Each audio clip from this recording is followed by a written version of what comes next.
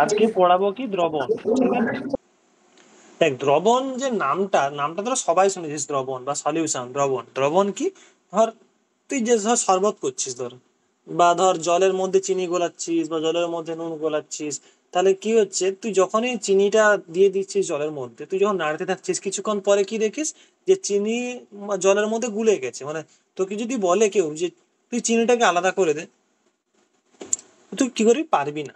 তোকে যদি কেউ বলে চিনিটাকে আলাদা করে দে জল থেকে, তুই পারবি না আলাদা করতে। বা নুন, একই কেস, নুন বা কিছু এরকম টাইপের তুই আলাদা করতে পারবি না। তাহলে কি হচ্ছে, তুই দুই বা ততোধিক পদার্থ দিয়ে কি করছিস, একটা সমসত্ব মিশ্রণ তৈরি করছিস। যেটা কি হচ্ছে, একটা নির্দিষ্ট সীমার মধ্যে থেকে তুই একটা সমসত্ব মিশ্রণ তৈরি করছিস। সেই যে জিনিসটাকে বলা হয় দ্রবণ। এবারে দ্রবণের মধ্যে দুটো জিনিস থাকে, যেটা হচ্ছে এইখানে যে আমি বললাম, ধর যে জলের মধ্যে তুই চিনি দিচ্ছিস, তাহলে দুটো জিনিস আছে, জল আর চিনি। তাহলে এই যে জিনিসগুলো, এই জিনিসগুলোর একটা নাম থাকে। যেটার পরিমাণটা বেশি তাকে কি বলে? দ্রাবক। তাহলে এখানে কে দ্রাবক? জল। তার কি হচ্ছে, পরিমাণটা অপেক্ষাকৃত বেশি। বোঝা গেল? পরিমাণ বেশি। আর এটা কম হবে, আমি যা শর্টে লিখছি, কম বেশি। তাহলে একটা দ্রবণ থাকলো, দ্রবণের মধ্যে দুটো জিনিস থাকলো, দ্রাব্য আর দ্রাবক। দ্রাবক কাকে বলে আর দ্রাব্য কাকে বলে? না, ওই দ্রবণের মধ্যে যেই জিনিসটার পরিমাণটা অপেক্ষাকৃত বেশি, এখানে যেমন জল, তাকে কি বলে? দ্রাবক বলবো। আর যেই জিনিসটার পরিমাণটা অপেক্ষাকৃত কম কম তাকে কি বলবো? দ্রাবক। তাহলে একটা দ্রবণ কি কি নিয়ে তৈরি? দ্রাব্য প্লাস দ্রাবক, এই দুটো নিয়ে দ্রবণ তৈরি হয়।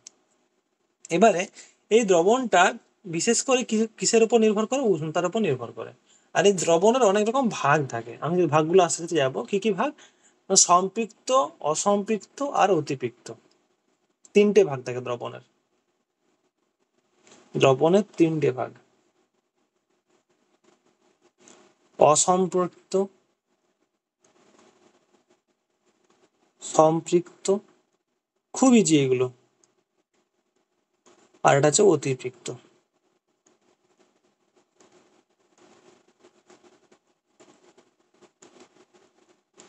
আচ্ছা, এইগুলো হচ্ছে দ্রবণের তিনটে ভাগ: অসম্পৃক্ত দ্রবণ, সম্পৃক্ত দ্রবণ আর অতিপৃক্ত দ্রবণ। এখানে সম্পৃক্তটাকে মাঝখানে রেখেছি, তার কারণ একটা বলার জন্য সুবিধা হয়। সম্পৃক্ত মানে কি?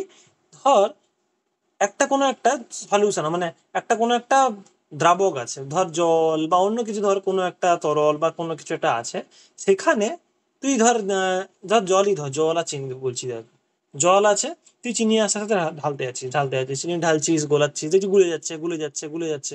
এবারে একটা নির্দিষ্ট জিনিস পর্যন্ত তুই চিনিটাকে যত ঢালবি গুলে যাবে, কিন্তু তার থেকে যদি তুই বেশি দিস তখন দেখবি চিনিটা আর গুলছে না। ঠিক আছে? তাহলে কি হচ্ছে, তাহলে যেই জিনিসটা পর্যন্ত চিনিটা গুলে যাচ্ছে, মানে যেই হাইয়েস্ট লিমিটটা পর্যন্ত, যেই মানে উচ্চ সীমা পর্যন্ত জিনিসটা গুলে যাচ্ছে, সেই জিনিসটাকে বলা হয় কি? সম্পৃক্ত দ্রবণ। সম্পৃক্ত দ্রবণটা হচ্ছে কি না, নির্দিষ্ট পরিমাণ দ্রাবকের মধ্যে সর্বাধিক যে পরিমাণ দ্রাবটা দ্রবীভূত হওয়ার ফলে দ্রবণ উৎপন্ন হয় তাকে বলছে কি? সম্পৃক্ত দ্রবণ। মানে তার থেকে যদি তুই বেশি দ্রাব দিস, ওটা আর গুলবে না, দ্রবণ তৈরি হবে না। বোঝা গেল? তুই হাইয়েস্ট যে তুই দ্রাবটা দিতে পারিস, বা যেখানে চিনি ধর, নুন ধর, যে কোনো কিছু ধর, ওটা হচ্ছে দ্রাব। তুই হাইয়েস্ট যেই দ্রাবটা দিলে দ্রবণটা তৈরি হবে, সেই দ্রবণটাকে বলা হয় সম্পৃক্ত দ্রবণ। মানে তার কম দিলে কি হবে? কম হয়ে যাবে। তার বেশি দিলে কি হবে? বেশি হয়ে যাবে। তাহলে হাইয়েস্ট যেটা দিলে দ্রবণ তৈরি হবে তাকে বলা হয় কি? সম্পৃক্ত দ্রবণ। আর দুটো তো খুবই ইজি। অসম্পৃক্ত দ্রবণ তাহলে কি না, কোনো নির্দিষ্ট উষ্ণতায় যে দ্রবণে, ধর একটা দ্রবণ আছে, এইখানে ধর যেটা আছে আমাদের এখানে, এইটাই ধর, ধর এইখানে একটা দ্রবণ আছে। এবার ধর এটা তো গুলে গেছে, ধর চিনি দিয়েছি, গুলে গেছে পুরোটা। এবার তুই আরো চিনি দিচ্ছিস, এখানে অ্যাড করছিস, চিনি এখানে দিচ্ছিস আরো, দেখছিস যে গুলালে আবার গুলে যাচ্ছে। তার মানে কি? ওই দ্রবণটার মধ্যে একটা খিদে রয়েছে, মানে তুই আরো দিচ্ছিস আরো গুলে যাবে, আরো দিচ্ছিস আরো গুলে যাবে। বোঝা গেল? মানে অসম্পৃক্ত আছে। ধর আমি এটাকে তুলনা করছি, ধর তোর মধ্যে, ধর আমি তোর খিদার তুলনা করছি, ধর তোদের মধ্যে বা আমাদের মধ্যে খিদা থাকে তার সঙ্গে তুলনা করছি। একটা হচ্ছে সম্পৃক্ত, একটা হচ্ছে অসম্পৃক্ত, একটা হচ্ছে অতিপৃক্ত। সম্পৃক্তটা কি না, তুই জানিস যে তোর এই পরিমাণ অ্যামাউন্ট খাবারটা হলে তোর পেট ভরে যাবে, ঠিক আছে, তাহলে ওই হাইয়েস্ট যেই লিমিটটা পর্যন্ত, মানে সর্বাধিক তুই যে খাবারটা খেতে পারবি, সেটা হচ্ছে কি সম্পৃক্ত, সম্পৃক্ত খিদা। বোঝা গেল? মানে ওটা দিলেই তুই জানিস যে তোর পেট ভরে যাবে। তাহলে অসম্পৃক্তটা কি? যদি কম খাস, ধর আমি বলছি তুই 5টা রুটি খেলে তুই আর খেতে পারবি না, মোটামুটি পেট ভরে যায় তোর। এবার তোকে যদি আমি রাত্রেবেলা একটা রুটি খেতে দেই, তখন কি হয়ে যাবে? তোর তো অসম্পৃক্তটা রয়ে যাবে না। মানে তোকে যদি আরো রুটি দিই তুই আরো খাবি। বোঝা গেল জিনিসটা? সেটা হচ্ছে অসম্পৃক্ত। মানে এমন কিছু একটা দ্রবণ আছে, তোকে যদি আরো দেই তুই আরো খেয়ে নিবি। বা যদি দ্রবণের কথা বলিস, যদি আমি আরো দ্রাব যোগ করি, ওই দ্রাবটা কি হচ্ছে আরো দ্রবণ তৈরি করবে। এরকম না যে দ্রবণ তৈরি করবে না, দ্রবণ তৈরি করবে। আর সর্বাধিক ওই ধর দিতে, মানে দিচ্ছিস দিচ্ছিস দিচ্ছিস, ও খেয়ে নিচ্ছে ও খেয়ে নিচ্ছে, মানে গুলোই যাচ্ছে, দ্রবণ তৈরি করছে দ্রবণ তৈরি করছে। আর হাইয়েস্ট যতটা পর্যন্ত দ্রবণ তৈরি করবে, তারপরে আর দ্রবণ তৈরি করতে পারবে না, তাকে বলছে কি সম্পৃক্ত দ্রবণ। বোঝা গেল? অসম্পৃক্ত আর সম্পৃক্তের মধ্যে। তা জলের মধ্যে চিনি দিয়ে গোলাচ্ছি, তাহলে ওটা কি হবে? একটা দ্রবণ তৈরি করবে। ঠিক আছে, আমি আরো চিনি দিচ্ছি, আরো গোলাচ্ছি, তো দ্রবণ তৈরি হচ্ছে, তো একটু মিষ্টতা বাড়বে বা কিছুটা হবে, আরো বাড়ছে। তাহলে আমি কি করছি? তাহলে আমি যত দিচ্ছি ও গুলে যাচ্ছে বা ওর মধ্যে দ্রবণ তৈরি করছে একটা, তার মানে কি না, ওই দ্রবণটার মধ্যে আরো দ্রাব যোগ করা যেতে পারে। তার মানে কি ওটা অসম্পৃক্ত হয়ে গেছে, সম্পৃক্ত হয়নি এখনো। সেই জন্যই হচ্ছে আমি যত দ্রাব যোগ করছি ও আরো দ্রবণ হয়ে যাচ্ছে, মানে এরকম নয় যে বেশি হয়ে যাচ্ছে। বোঝা গেল? এটা মনে হচ্ছে অসম্পৃক্ত, মানে যদি ওকে আরো দেই ও নিয়ে নিচ্ছে। বোঝা গেল? এবারে এরকম দিতে দিতে দিতে দিতে একটা হাইয়েস্ট লিমিট পর্যন্ত, মানে সর্বোচ্চ সীমা পর্যন্ত যেটা বলতে পারিস, সর্বোচ্চ যেটা দিলে ও আর দ্রবণ তৈরি করতে পারবে না, সেটাকে বলছে সম্পৃক্ত। মানে ও সম্পৃক্ত হয়ে গেছে, ও নিতে পারছে না। বোঝা গেল? যেটাকে আমি খাওয়ার সঙ্গে তুলনা করলাম, ধর তুই 5টা রুটি খেতে পারিস, তাহলে যদি 5টা দেই তোর পেট ভরে যাবে, তুই আর খাবি না। এবার তোকে যদি একটা রুটি দেই, তখন তো তুই বলবি আরেকটা দাও, মানে যদি আমি দেই তুই খেয়ে নিবি, সেটা দেই তো। কিন্তু যদি আমি 6টা 8টা 10টা রুটি দিই, তখন কি 10টা রুটি খেতে পারবি তুই? পারবি না তুই খেতে। কারণ তুই 5টা দিলে জানিস তুই সম্পৃক্ত হয়ে যাস, তুই খাওয়ারটা মিটে যায়, মানে আর খিদে পায় না। সেই জন্য তোকে যদি 10টা রুটি দেই, তোর দ্রবণ হবে না, মানে তোর আহ, তুই বলবি না যে আমি খেয়ে নেবো খেয়ে নেবো খেয়ে নেবো, তুই খেতে পারবি না। কিন্তু যদি একটা রুটি দিই, তখন তুই খেতে পারবি, কারণ তুই না সম্পৃক্ত হোসনি। বোঝা গেল? সেই রকম জিনিসটা এখানে। এর হায়েস্ট লিমিট একটা আছে, সেই হায়েস্ট লিমিটের বেশি দিলেও আর দ্রবণ তৈরি করতে পারবে না। কিন্তু যদি কম দিস, তখন কি হচ্ছে, ওকে যদি আরো দিস ও নিয়ে নেবে। তা কম থাকলে সেটাকে বলছে অসম্পৃক্ত, হাইয়েস্ট যে লিমিটটা থাকছে সেটাকে বলছে সম্পৃক্ত। আর কোনো কারণে সম্পৃক্ত যেটাতে হয়, তার থেকে যদি তুই বেশি পরিমাণ অ্যাড দিয়ে দ্রবণ তৈরি করিস, যেটাকে বলছে অতিপৃক্ত। তাহলে সম্পৃক্তটা হচ্ছে হাইয়েস্ট লিমিট, তার থেকে কম থাকলে অসম্পৃক্ত, তার থেকে বেশি হলে অতিপৃক্ত। মেইনলি তিনটে জিনিস এই তিনটে হয়, সেটা হচ্ছে কি, এক প্রকৃত দ্রবণ,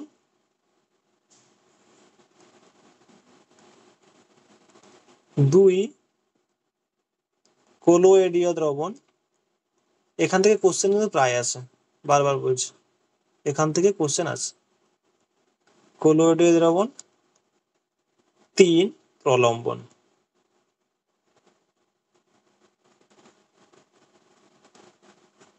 তিনটে জিনিস, প্রথম হচ্ছে প্রকৃত দ্রবণ, 2 নম্বর হচ্ছে কোলোয়েডীয় দ্রবণ, 3 নম্বর হচ্ছে প্রলম্বন।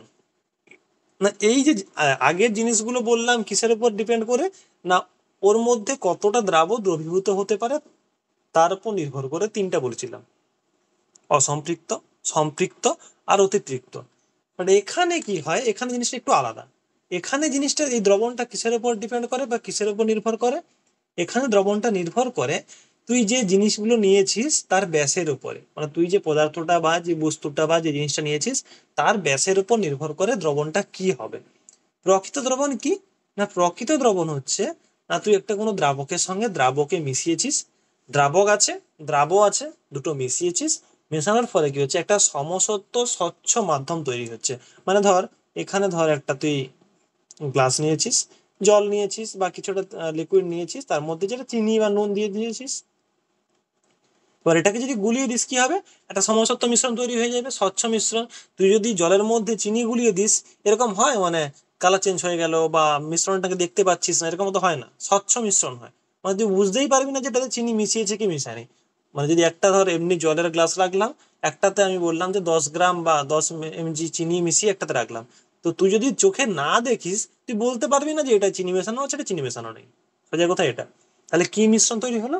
সমসত্ব আর স্বচ্ছ মিশ্রণ। সমসত্ব মানে কি? সমানভাবে মিশ্রিত হয়ে আছে এটার মধ্যে, তাই না? তুই ভাগ করতে পারবি না, মানে তুই এরকম কখনো হয়? সমসত্ব মানে এরকম টাইপের। ধর তুই একটা এই হাফ, ধর এক গ্লাস জল আছে এরকম, তুই এক গ্লাস জলটাকে হাফ হাফ করে ভাগ করলি, একজন বলছে ও কি মানে কোনো মিষ্টি নেই, আবার একজন বলছে প্রচুর মিষ্টি, এরকম হয়তো হয় না কখনো, তাই না? এরকম কখনো হয়? তুই একটা গ্লাসে চিনি মিশিয়েছিস, সেটাকে দুভাগে ভাগ করেছিস, একজন বলছে মিষ্টি নেই, একজন বলছে মিষ্টি আছে, এরকম তো হয় না কখনো? না স্যার। এটাকেই বলে সমসত্ব মিশ্রণ। মানে সমানভাবে ওটা মিশে আছে, তুই যেইখানেই নে একই, তুই যেটাই চুমুক দে একই, প্রথম শেষ লাস্ট মিডিল তুই যাই না একই। এটাকে বলে সমসত্ব মিশ্রণ।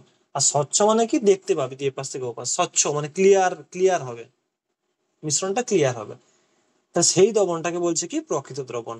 যখন তুই একটা থেকে আরেকটাকে আলাদা করতে পারবি না, এটা হচ্ছে প্রকৃত দ্রবণ। 2 নম্বর কি? হ্যাঁ, আর প্রকৃত দ্রবণে হচ্ছে এই যে যে কণাগুলোর ব্যাস থাকে সেগুলো কি হয়? 0.1 ন্যানোমিটার থেকেও কম। আচ্ছা, ন্যানোমিটার তোরা জানিস? ন্যানোমিটার, আমাদের যে চুল থাকে না, সবার তো আছে তো মাথায় চুল, জানিস তো? চুল যে থাকে, একটা চুলের ব্যাস হচ্ছে কত, তোদের জাস্ট মানে বোঝানোর জন্য যে ন্যানোমিটার কতটা। চুলের যে ব্যাস, আমাদের যে মাথার চুল থাকে, চুলের ব্যাস হচ্ছে কত? 50 মাইক্রনের মতো, 50 মাইক্রন। আর 1 ন্যানোমিটার হচ্ছে কি? এর থেকে প্রায় 1000 গুণ ছোট। মানে 1 মাইক্রনকে যদি 1000 ভাগ করিস, তার একটা হচ্ছে 1 ন্যানোমিটার। আর প্রকৃত দবনের ব্যাসগুলো কত? 0.1 ন্যানোমিটার, মানে এক 1 ন্যানোমিটারের থেকেও 10 ভাগ। বোঝা গেল কত ছোট? দেখতেই পাবি না তুই। সেই জন্যই তো তুই কি বলে, চিনি, মানে চিনি যখন গুলিয়ে দিস দুটোকে আলাদা করতে পারিস না, কারণ তুই দেখতেই পাবি না ওটা। তুই এমনিতেও দেখতে পাবি না, মানে এতেও দেখতে পাবি না, এত ছোট হয়, আলাদা করা যায় না। সেই জন্য কি হয়, প্রকৃত দ্রবণে বস্তুটাকে মানে দ্রাবটাকে তুই আলাদা করতে পারবি না প্রকৃত দ্রবণে। আচ্ছা, নেক্সট আসে কলয়েডীয় দ্রবণ। কলয়েডীয় দ্রবণ যেগুলো থাকে, এখানে যে বস্তুগুলো থাকে তার ব্যাস কত? 1 থেকে 100 ন্যানোমিটার। 1 থেকে 100 ন্যানোমিটার। এখানে যে কণাগুলো থাকে তাদের ব্যাস হচ্ছে 1 থেকে 100 ন্যানোমিটার। মানে কি, কিছুটা কিছুটা উপভোগ মানে দেখা যেত, মানে কি বলবো, করা যেতেও পারে, মানে প্রকৃত দ্রবণের থেকে সোজা কথা বড়। প্রকৃত দ্রবণ যেগুলো থাকে তার থেকে কণাগুলোর ব্যাস বেশি। এখানে কি হয় কলয়েডীয় দ্রবণে, যদি কলয়েডীয় দ্রবণে তুই লাইট ফেলিস, ঠিক আছে, এখানে লাইট ফেলছিস, ঠিক আছে, লাইট ফেলছিস, লাইট ফেললে কি হয় না, ওই যে কণাগুলো আছে না, ওই যে বললাম কলয়েডীয় দ্রবণে কণাগুলোর ব্যাস কিরকম হয়, 1 থেকে 100 ন্যানোমিটার। তখন ওই কণাগুলো কি করে, আলোটাকে, মানে তুই যদি আলো ফেলিস, আলোটাকে কি করে, বিচ্ছুরিত করে। এই যে জিনিসটাকে বলা হয় টিন্ডাল এফেক্ট। তাহলে কি করা হয়, কলয়েডীয় দ্রবণে টিন্ডাল এফেক্ট বা টিন্ডাল প্রভাব দেখা যায়। বোঝা গেল? কলয়েডীয় দ্রবণে টিন্ডাল এফেক্ট দেখা যায়। আচ্ছা, প্রলম্বন কি? প্রলম্বন হচ্ছে না, এইগুলো খুবই বড় বড় কণা, ধরতে পারিস কি বলে, জলের মধ্যে চকের গুঁড়ো যেগুলো হয় সেইগুলো বলতে পারিস। তাহলে প্রলম্বন কি হচ্ছে, প্রচুর বড় বড় কণা, এগুলো কি হয় না, 1000 ন্যানোমিটারের থেকেও বড় হয়। বোঝা গেল? 1000 ন্যানোমিটার মানে বুঝতে পারছিস, 1 মাইক্রন, মানে একটা চুলের মতো টাইপের বলতে পারিস, অন কাইন্ড অফ চুলের থেকে একটু ছোট হবে, বাট চুলের মতো হতে পারে। 1000 ন্যানোমিটারের থেকেও বড়, মানে 1 মাইক্রোমিটারের থেকেও বড়। এই কণাগুলো খুব বড় বড় হয়, খালি চোখেও দেখতে পারিস, যেগুলো বললাম চকের গুঁড়ো, খালি চোখে দেখতে পাস। আর এইগুলো হচ্ছে বড় হয়। আর এইগুলোকে যদি তুই জলের সঙ্গে মেশাস, মানে বা কোনো তরলের সঙ্গে, কোনো লিকুইডের সঙ্গে মেশাস, এগুলো কি হয়, সমসত্ব মিশ্রণ তৈরি করে না। এগুলো কি করে, অসমসত্ব মিশ্রণ তৈরি করে। অসমসত্ব মানে, ধর তুই চকের গুঁড়োটা গুলিয়ে দিলি, নিচে থেকে নিলে দেখবি চকের গুঁড়ো কম আছে, উপর থেকে নিলে দেখবি বেশি আছে, বা কিছুক্ষণ রেখে দিলে দেখা যাবে হয়তো থিতিয়ে পড়ে গেছে, এরকম টাইপের অসমসত্ব মিশ্রণ। আর কি হয়, অস্বচ্ছ মিশ্রণটা, স্বচ্ছও নয়। তুই যদি জলের সঙ্গে চকের গুঁড়ো মিশিয়ে দিস, সেটা স্বচ্ছ মিশ্রণ তৈরি করে, তুই উপর থেকে দেখলে দেখতে পাবি যে নিচে জল আর দেখা যাচ্ছে না। এটা কি, অস্বচ্ছ মিশ্রণ। অসমসত্ব হলো, অস্বচ্ছ হলো। আর এই মিশ্রণটাকে মানে প্রলম্বনটাকে যদি তুই ফিল্টার পেপার বা পার্চমেন্ট পেপার এগুলো দিয়ে দিস, তখন কি হবে, চকের গুঁড়োটা যাবে না, আটকে যাবে ওপরে, মানে এতটাই ওর ব্যাস বেশি, ওগুলো আর যাবে না, মানে ফিল্টার হয়ে যাবে ওইগুলো, আটকে যাবে ওইগুলো প্রলম্বন যেগুলো আছে। এবার এখান থেকে সব থেকে যেগুলো, এইগুলো তো এইখান থেকে তো বহু কোশ্চেন আসে, আমি যেইগুলো যেগুলো বললাম ওখান থেকে শর্ট কোশ্চেন আসবে। প্রকৃত দ্রবণের ব্যাস কত, মানে ওখানে যে কণাগুলো থাকে তার ব্যাস কত, কোলয়েড দ্রবণ যে কণাগুলো থাকে তার ব্যাস কত, প্রলম্বনে যেগুলো থাকে তার ব্যাস কত। তারপরে যে মোস্ট যে কোশ্চেনটা পড়ে অনেক সময়, সেটা হচ্ছে তোমাদের পার্থক্য, প্রকৃত দ্রবণ, কোলয়েডীয় দ্রবণ আর প্রলম্বন, এদের মধ্যে পার্থক্য। তিনটের মধ্যেও দিতে পারে বা দুটো দিতে পারে, প্রকৃত দ্রবণ কোলয়েডীয় দ্রবণের পার্থক্য, প্রকৃত দ্রবণ প্রলম্বনের মধ্যে পার্থক্য, কোলয়েডীয় দ্রবণ প্রলম্বনের মধ্যে পার্থক্য, মানে তিনটা জাস্ট যেইগুলো বললাম এক্ষুনি ওইগুলো মনে রাখলেই হবে। তার পার্থক্য জাস্ট একবার রিপিট করে দিই, যেগুলো বলেছি ওগুলোই বলবো। 1 নম্বর পার্থক্য কি না ব্যাস, আমি জাস্ট হেডিং গুলো দিয়ে দিই। 1 নম্বর পার্থক্য, এই পার্থক্য কিন্তু খুব আসবে, হ্যাঁ পার্থক্য এগুলোর, আবার বলছি পার্থক্য খুব আসবে, প্রচুর পড়ে পার্থক্য। 1 নম্বর কি না ব্যাস, না প্রকৃত দ্রবণের ব্যাসগুলো কিরকম হয়, যে কণাগুলো থাকে তার ব্যাস কেমন হয়, না 0.1 ন্যানোমিটারের থেকেও কম। কোলয়েডীয় দ্রবণে যে কণাগুলো থাকে তার ব্যাস কিরকম হয়, 1 থেকে 100 ন্যানোমিটার। প্রলম্বনে যে কণাগুলো থাকে তার ব্যাস কিরকম হয়, 1000 ন্যানোমিটারের থেকে অনেক বেশি হয়। 1 নম্বর গেল। 2 নম্বর মিশ্রণ, প্রকৃত দ্রবণ কেমন হয়, সমসত্ব মিশ্রণ ও স্বচ্ছ হয়। কোলয়েডীয় দ্রবণ কি হয়, অসমসত্ব ও অস্বচ্ছ। প্রলম্বনে কি হয়, অসমসত্ব ও অস্বচ্ছ। 3 নম্বর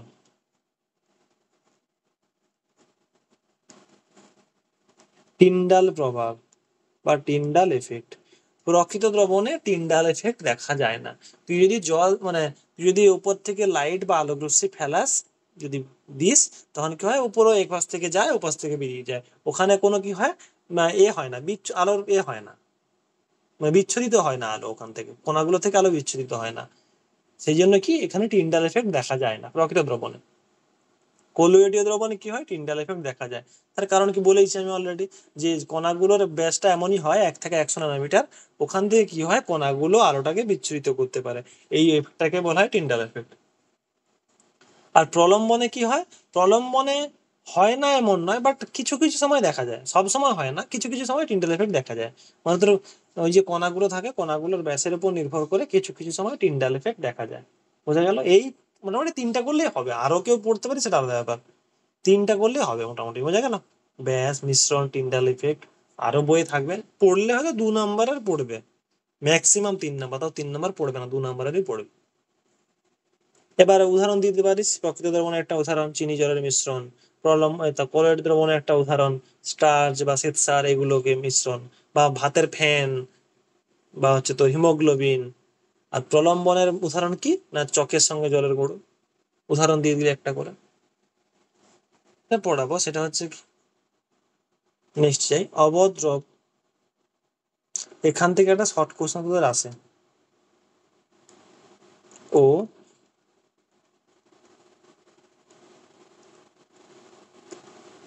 অবদ্রব কারক।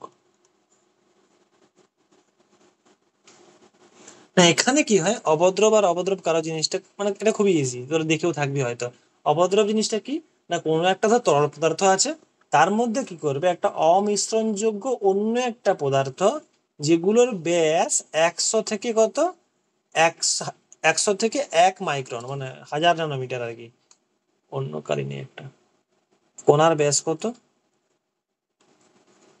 100 থেকে ন্যানোমিটারই লিখি, তাহলে 100 থেকে 1000 ন্যানোমিটার। তাহলে কোনো একটা তরল আছে, সেই তরলটার মধ্যে আমি কি করছি না, 100 থেকে 1000 ন্যানোমিটার এরকম বিশিষ্ট ব্যাস বিশিষ্ট কোনো একটা পদার্থ, যেটা হচ্ছে কি অমিশ্রণযোগ্য, মানে মেশে না ওর সঙ্গে, বোঝা গেল, তরলটার সঙ্গে মিশবে না, এইরকম ব্যাসযুক্ত যদি আমি কোনো একটা মিশ্রণ তৈরি করি, যেটা হচ্ছে কি কলয়েডীয় মিশ্রণ, সেই জিনিসটাকে বলা হয় অবদ্রব। আর যেটা যোগ করছি সেটাকে বলা অবদ্রব কারক। তাহলে কি হচ্ছে, এবার ধর আমি এখানে, আচ্ছা যেই জিনিসটা বেশি থাকে দ্রাবক যেটা, সেটাকে অনেক সময় বলে কি বিস্তার মাধ্যম, ঠিক আছে। আর যেইটা ওর উপর দেওয়া হয়, মানে দ্রাব যেটা দেওয়া হয়, সেটাকে বলে বিস্তৃত দশা। এই দুটো মনে রাখিস, অনেক নাম আছে, তার মধ্যে দুটো নাম। ধর আমি বলছি যে একটা জল আছে, আমি যেটা জাস্ট বললাম এক্ষুনি, অভদ্রব জিনিসটা কি বললাম আমি এক্ষুনি, যেটা তোরা এক্ষুনি যেটা বললি ওটাই সেম। একটা কোনো তরল আছে, তার উপর আমি অন্য কোনো একটা তরল দিচ্ছি যার ব্যাস হচ্ছে কত 100 থেকে 1000 ন্যানোমিটার, আর যেটা হচ্ছে ওই তরলে হচ্ছে কি অমিশ্রণযোগ্য, ওটা মিশে অমিশ্রণযোগ্য, ওটা দেওয়ার পরে যেই কোলয়েডীয় সিস্টেমটা তৈরি করছে সেটাকে বলছে অদ্রব্য, অবদ্রব, অবদ্রব। ইংরেজি নামটা সব থেকে বেশি ইমালসান, আর এটা পড়েও বেশি ইংরেজি নামটাই, মনে রাখবে হ্যাঁ, ইংরেজি নামটাই বেশি পড়ে। স্যার বইয়েতেও তো ওই নামটাই লেখা আছে। কোনটা কোনটা? স্যার ওই যে লেখাটা বোঝা যাচ্ছে না, ইংরাজি ইমালসান না কি ইংরাজি একটা লেখাটা বলছে। স্যার বোঝা যাচ্ছে না। দূর হ, চুপ কর না।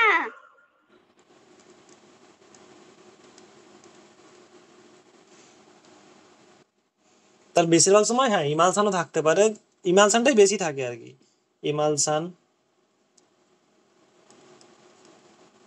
বা ইমালসন যেটা ইচ্ছে। তাহলে ইমালসান জিনিসটা কি, এক্ষুনি বললাম একই জিনিস।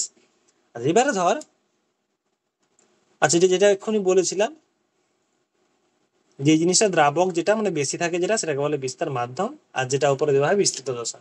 তাহলে আমি ধর জলের ওপরে তেল দিচ্ছি, এটা তো সবাই জানিস, জলের ওপরে তেলটা তো সবাই জানিস তাই না? তাহলে জলটা কি, জলটা হচ্ছে বিস্তার মাধ্যম, মানে জলের ওপরেই হচ্ছে তোর ওই তেলটা দিচ্ছি না, তাহলে বিস্তার মাধ্যম সেটাকে জল। আর তেলটা কি, তেলটা হচ্ছে অবদ্রব কারক, যেটা হচ্ছে দেখ জলের সঙ্গে কি তেল মিশে, এটা হচ্ছে জল, আচ্ছা আমি অন্য কারণ, এটা হচ্ছে জল, এরপরে আমি তেল দিচ্ছি ধর, তেল, তেলটা তো জলের সঙ্গে মেশে না তাই না, অমিশ্রিত অমিশ্রণযোগ্য। তাহলে জলের সঙ্গে যখন তেল দিচ্ছি, জলটা হচ্ছে কি বিস্তার মাধ্যম, তেলটা হচ্ছে কি অবদ্রব কারক। এরকম বহু উদাহরণ পাবি দেখবি, এই জলে যখন সাবান দিস যখন ফেনা উৎপন্ন হয় সেটা, বা তো এটা তো দেখেছিস জলের সঙ্গে যখন সাবান দিস সে ফেনা উৎপন্ন হয়, এটাও ইমালশন গঠন হয়। তারপর হচ্ছে কি দুধ মাখন এইগুলো, এগুলো হচ্ছে ইমালশন জাতীয় পদার্থ। এর কিন্তু অনেক সময় এক্সাম্পল পড়ে, উদাহরণ থেকে বলবে ইমালশনের উদাহরণ কি, বা বলবে যে মাখন ফ্যাট এগুলো কিসের উদাহরণ, দুধ কিসের উদাহরণ।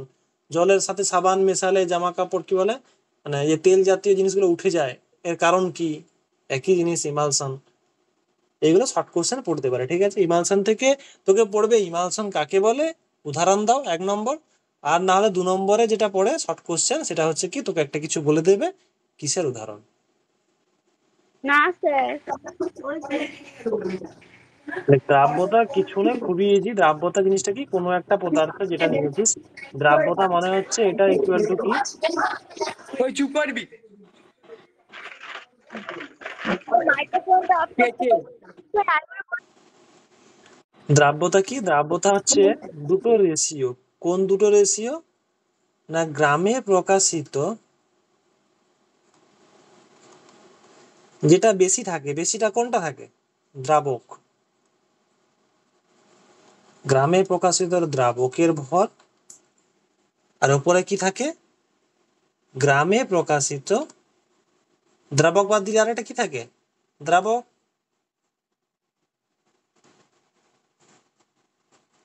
গ্রামে প্রকাশিত দ্রাবের ভর।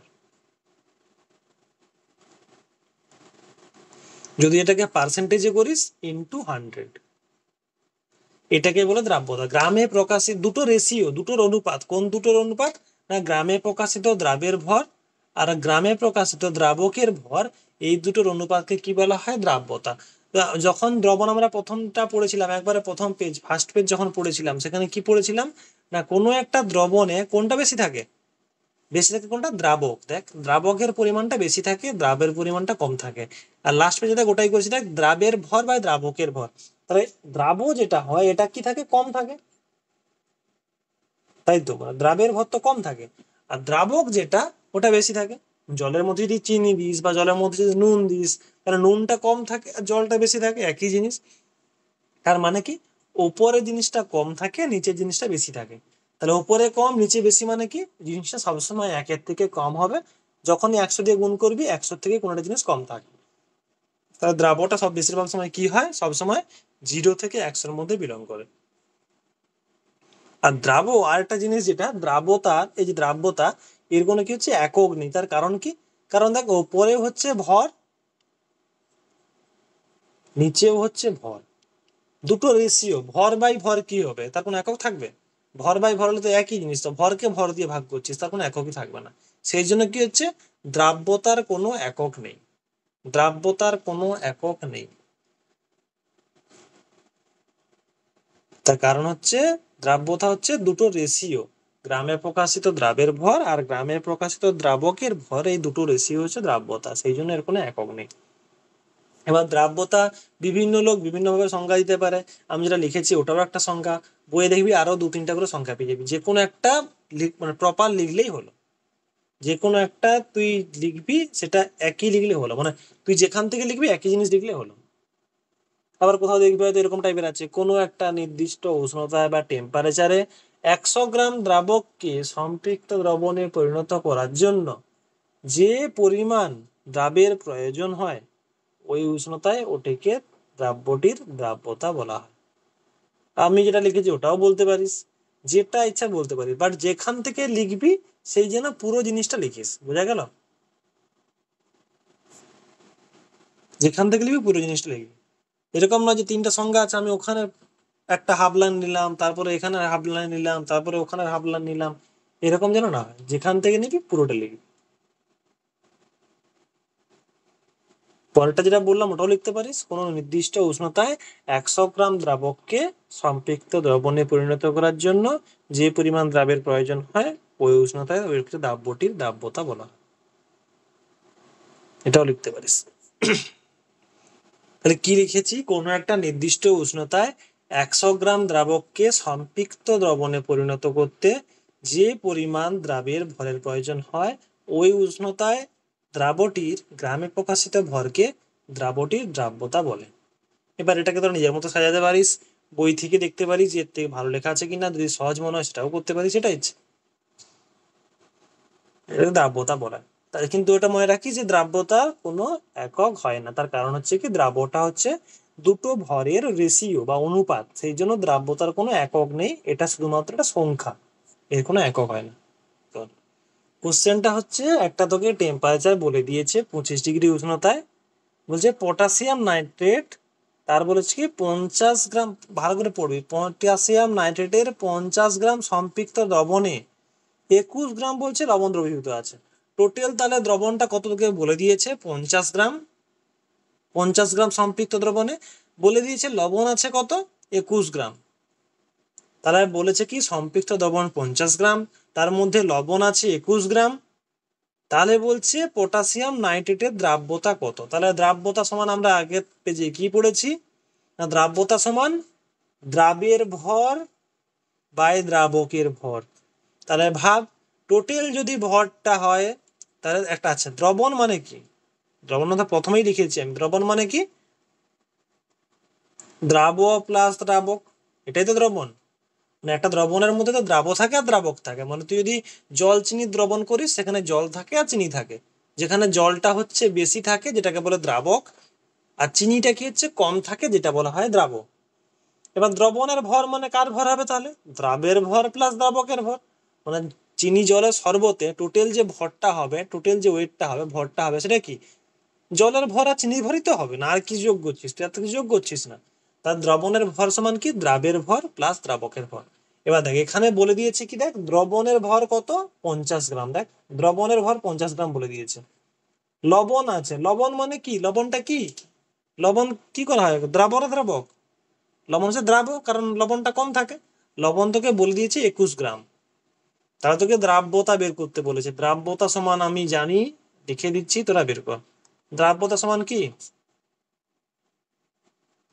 দ্রাবের ভর বাই দ্রাবকের ভর ইন্টু 100। তাহলে বের করে পারে, দ্রাবের ভর তো দেওয়া আছে, দ্রাবক, তাহলে দ্রবণ আছে, এর ভর তুই জানিস, দ্রাবের ভর তুই জানিস, তোকে বার করতে হবে দ্রাবকের ভর, এটা তোকে বের করতে হবে প্রথমে, তারপরে দ্রাবের ভর বসাবি, দ্রাবকের ভর বসাবি, ইন্টু 100 করে দিবি, যারটা হবে সেটাই উত্তর। 2 নম্বরের কোশ্চেন, করে অ্যান্সার বল। দেখ এই জিনিসটা আরেকবার বলে দিচ্ছি। একটা দ্রবণে 50 গ্রাম দ্রবণ ছিল, তাহলে দ্রবণ মানেই হচ্ছে কি সম্পৃক্ত দ্রবণ মানে কি দ্রাব্য আর দ্রাবক আছে। যেখানে বলে দিয়েছে 21 গ্রাম লবণ আছে। দেখ লবণ দেওয়া মানে কি লবণটা দ্রাব্য, তার কারণ কি লবণ যদি জলের মধ্যে বা এখানে পটাশিয়াম নাইট্রেটে বলেছে, যাই হোক পটাশিয়াম নাইট্রেটের দ্রবণে লবণ বলেছে, যাই হোক। তা যেটা হচ্ছে দিয়েছে সেটা হচ্ছে কম আছে মানে কি ওটা দ্রাব্য। দ্রাব্য হচ্ছে 21 গ্রাম, আর টোটালটা দেওয়া আছে 50 গ্রাম। তো বিয়োগ করলে পেয়ে যাবি কি দ্রাবক পেয়ে যাবি। তাহলে আমি দ্রাবকটা পেয়েছি কত, বিয়োগ করবি দ্রাবক হবে 29 গ্রাম। তাহলে বিয়োগ করবি দ্রাবকের, বিয়োগ করবি এরকম দ্রাবকের ভর, সব কিন্তু লিখে লিখে করবি, হ্যাঁ। দ্রাবকের ভর সমান 50 মাইনাস 21 সমান 29 গ্রাম।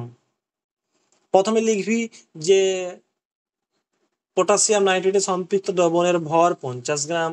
তারপর লিখবি যে সেখানে লবণের ভর ব্যাকেটে দ্রাবের ভরও লিখতে পারিস 21 গ্রাম। তারপরে লিখবি অতএব দ্রাবকের ভর সমান দ্রবণের ভর মাইনাস দ্রাবের ভর সমান 50 মাইনাস 21 গ্রাম সমান 29 গ্রাম। তারপরে লিখবি আমরা জানি দ্রাব্যতা সমান দ্রাবের ভর বাই দ্রাবকের ভর ইন্টু 100। তারপর লিখবি সমান 21/29 ইন্টু 100। ভাগ করে যেটা হবে সেটা হচ্ছে অ্যান্সার। বোঝা গেল?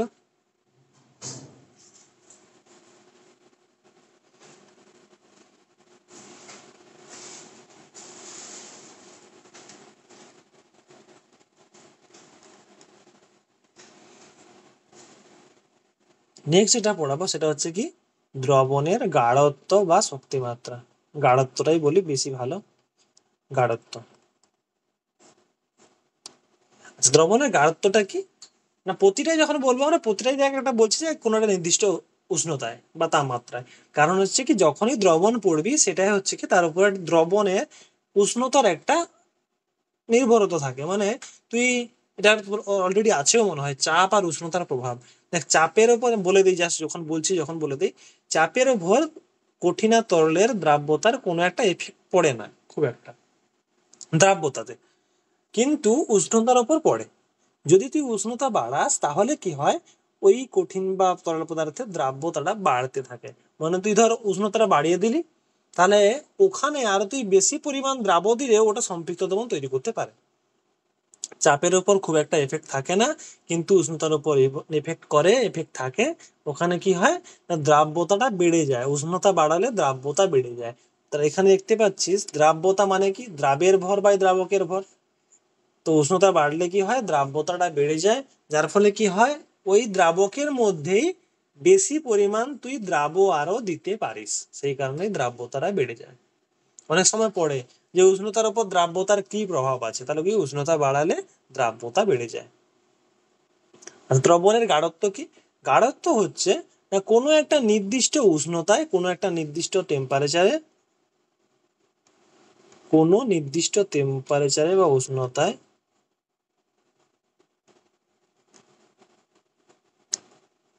কোনো একটা নির্দিষ্ট উষ্ণতায় কি হচ্ছে না একটা কোনো নির্দিষ্ট উষ্ণতায় দ্রবণের আয়তনের মধ্যে যে পরিমাণ দ্রাবের পরিমাণ, যে পরিমাণ দ্রাব্য থাকে তাকে বলছে ওই দ্রবণের গাঢ়ত্ব। একটা নির্দিষ্ট টেম্পারেচার আছে, সেই নির্দিষ্ট টেম্পারেচারে কি হচ্ছে একটা নির্দিষ্ট আয়তনের দ্রবণ আছে, তার মধ্যে যে পরিমাণ দ্রাব্য আছে তাকে বলা হয় কি ওই দ্রবণের গাঢ়ত্ব। মানে তুই যদি এই যদি শতকরা মাত্রা খুঁজিস তাহলে কি হবে, শতকরা মাত্রা দরকার নেই তোদের এখন, কোনো নির্দিষ্ট উষ্ণতায় নির্দিষ্ট পরিমাণ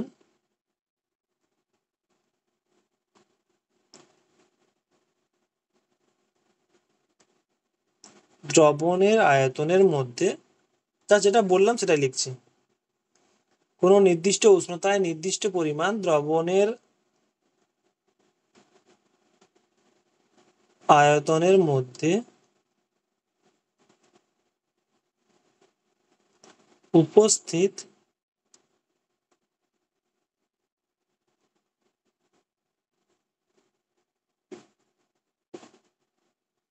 দ্রাবের ভরকে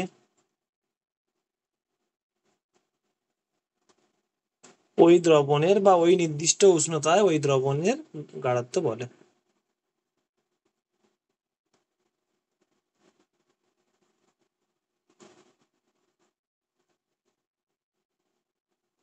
তাহলে মেন কথা কি হলো, দ্রবণের গাঢ়ত্বটা কি না দ্রাবের ভর বাই দ্রবণের আয়তন। যেটা বললাম তার শর্ট ফর্ম হচ্ছে এটা, দ্রাবের ভর বাই দ্রবণের আয়তন। দেখ নির্দিষ্ট পরিমাণ দ্রবণের আয়তনের মধ্যে যে পরিমাণ দ্রাবের ভর থাকে তাকেই বলছে ওই দ্রবণের গাঢ়ত্ব। যতটা লিখলাম ওই 1 লাইন 2 লাইন যা লিখলাম সেটা হচ্ছে এইটাই। না কোনো একটা নির্দিষ্ট উষ্ণতায় নির্দিষ্ট দ্রবণের আয়তনের মধ্যে যে পরিমাণ দ্রাব থাকে বা যে পরিমাণ দ্রাব দ্রবীভূত থাকে বা যে পরিমাণ দ্রাব থাকে, যেটা ইচ্ছা বলতে পারিস, তাকে বলা হয় কি ওই দ্রবণের গাঢ়ত্ব। দেখ এই এতটা পর্যন্ত করলেই তোদের মোটামুটি শেষ। আর এখান থেকে যদি কোশ্চেন লেখাতে বলে আমি কোশ্চেন লিখে দিচ্ছি, কিছু কোশ্চেন গুলো লিখে নিতে পারিস।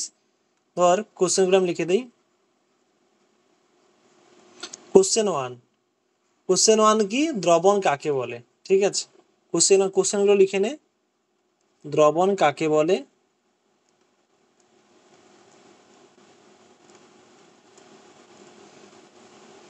দ্রাব ও দ্রাবক কি, ঠিক আছে। 1 নম্বর কোশ্চেন। 2 নম্বর কোশ্চেন কি সম্পৃক্ত অসম্পৃক্ত অতিপৃক্ত। সম্পৃক্ত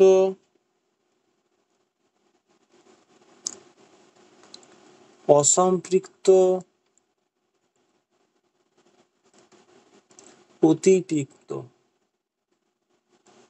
এখান থেকে কিন্তু কোশ্চেন আসতে পারে। হ্যাঁ, দ্রবণ কাকে বলে।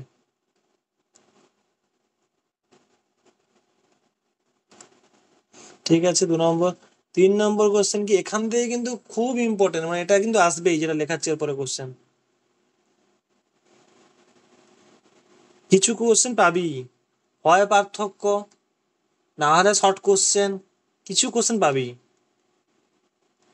প্রকৃত দ্রবণ,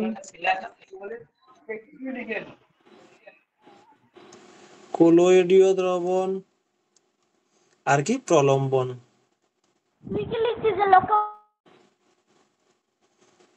কাকে বলে কি আর উদাহরণ।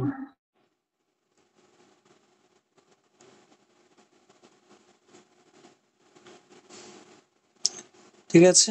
কোশ্চেন 4,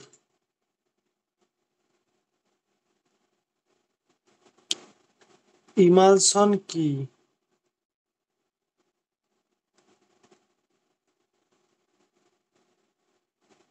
উদাহরণ দাও, ব্যবহার লেখো।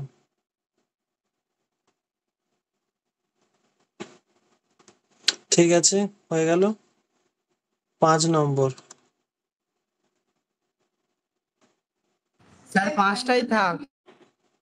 5টাই লেখাবো। দ্রাব্যতা কাকে বলে,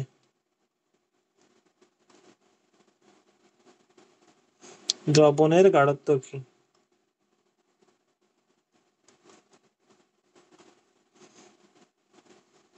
প্রতিদিন একটা একটা কোশ্চেন করলেও তাও 7টা কোশ্চেন লাগবে। আর হ্যাঁ, শেষের একটা কোশ্চেন লিখে নে, যেটা বলেছি আমি, যাই হোক মনে ছিল না, ওই যে যেটা বললাম ক্যালাস ও ক্যালাসন কি।